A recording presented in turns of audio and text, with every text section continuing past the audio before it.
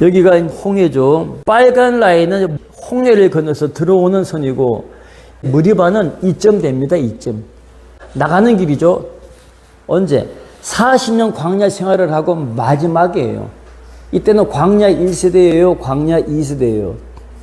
광야 2세대고 태어나면서 또 불기둥, 구름기둥을 본 사람들이죠. 성막에 매일 불기둥과 구름기둥이 떠 있는 걸 보는 하나님과 함께한 광야 2세대예요. 2세대. 민수기 20장 2절을 보면 회중이 물이 없으므로 모세와 아론에게 모여듭니다. 그래서 백성이 모세와 또 다시 한번 다퉜습니다. 몇 년 만에요? 40년 만에. 언제? 광야 끝에, 광야를 벗어나기 직전이었습니다. 하나님 앞에 엎드리는 모세의 영적 습관은 변함이 없죠.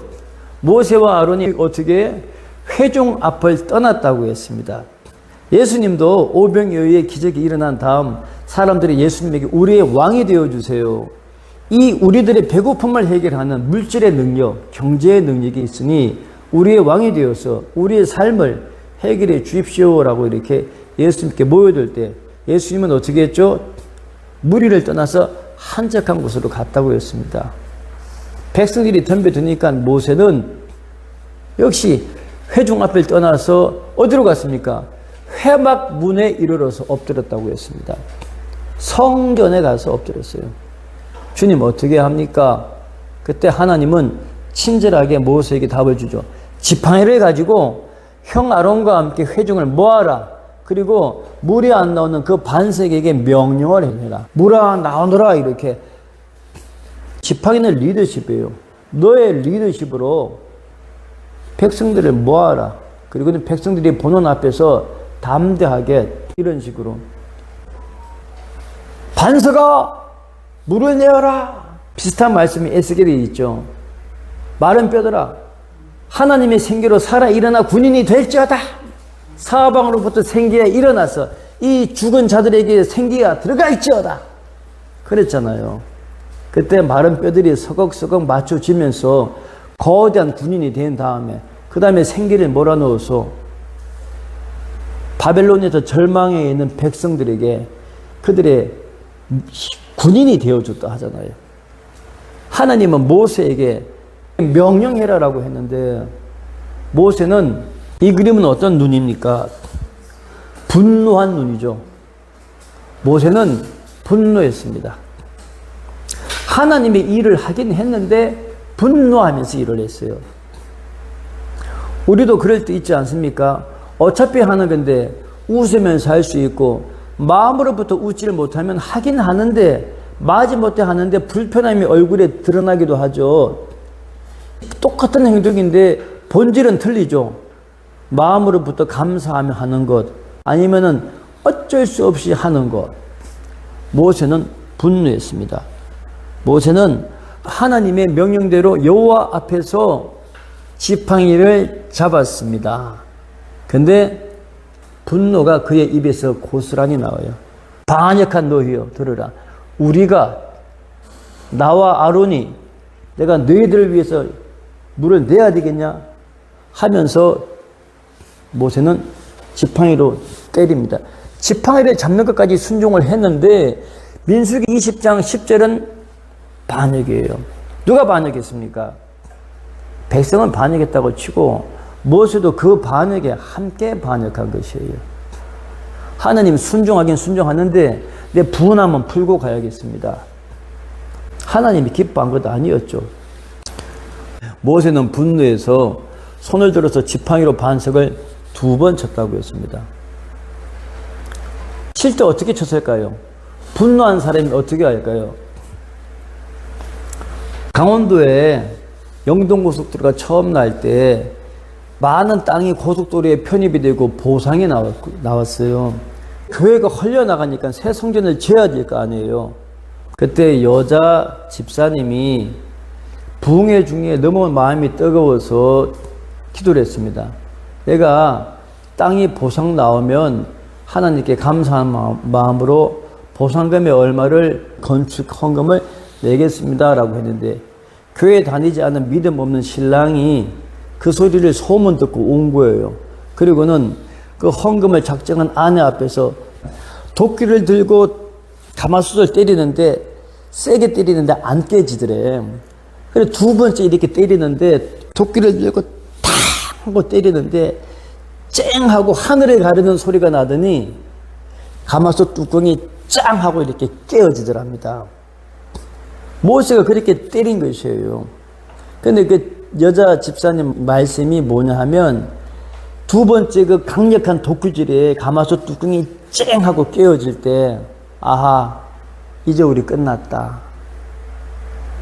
밥을 지는 솥뚜껑을 이렇게 깨뜨려 버렸으니 우리가 어떻게 하나님의 복을 받겠나.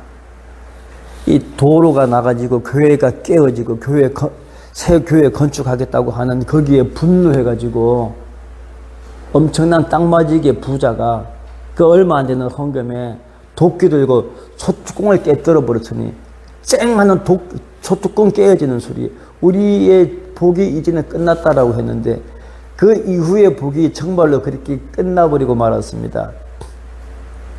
대관령은 그때 70년, 4년도, 5년도 고냉지가 붐이 일어날 때였어요.